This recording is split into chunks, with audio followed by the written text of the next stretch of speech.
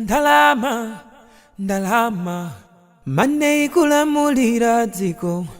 mitengeri mwawerenga mawu, auzeni anthu ati mwawerenga. Ndawerenga baibulo, pena pake baibulo, zoipazo samasiku otsiriza, angatsakala odzikonda oka, komanso ndeimbani ndizida. Ndawerenga baibulo, pena pake baibulo, kuteteza pewa chuma cha patsiko, zibiri nyanja desimaonoka, sindikakule somo, zaulendo uno, zaulendo uno, amenali ndi makwasawa, amenali ndi ndalama ulemu mawalondo,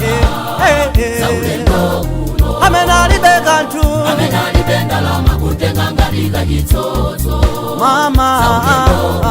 amenali ndi ndalama, amenali ndi ndalama ndiyatuima wagome, zaulendo uno, koma amenali kwakwakwa, amenali bendalama mpaka nakufera kunene, sole ndalama yalalikodi, kulabadira nakudata lero, vale wa muntu ndalama suwa,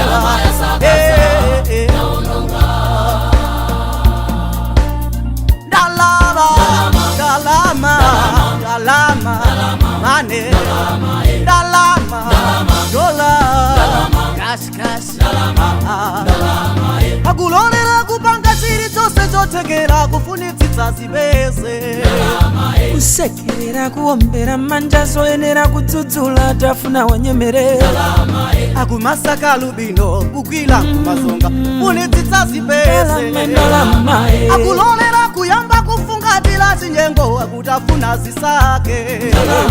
milandu mwapalamula titakulongosola komambola mtichune,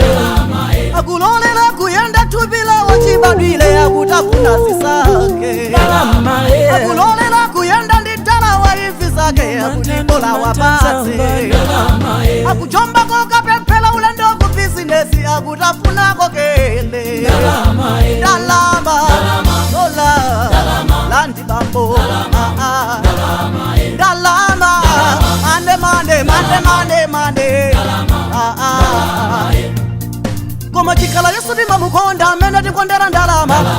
Yesu ndimamufuna amene ndifunira ndalama chikhala Yesu ndimamupeza amene ndipezera ndalama chikhala Yesu ndimamuseva amene ndisevera ndalama tinyengo kupana amaineka kulila mavuto bwezi kulibe chinyengo kupana kulila mavuto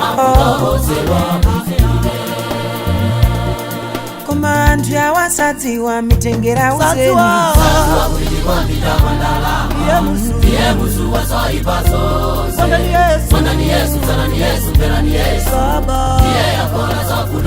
atisadziwa ndiye muzungu konde ni nani Yesu ndiye Yesu ndiye zaulendo uno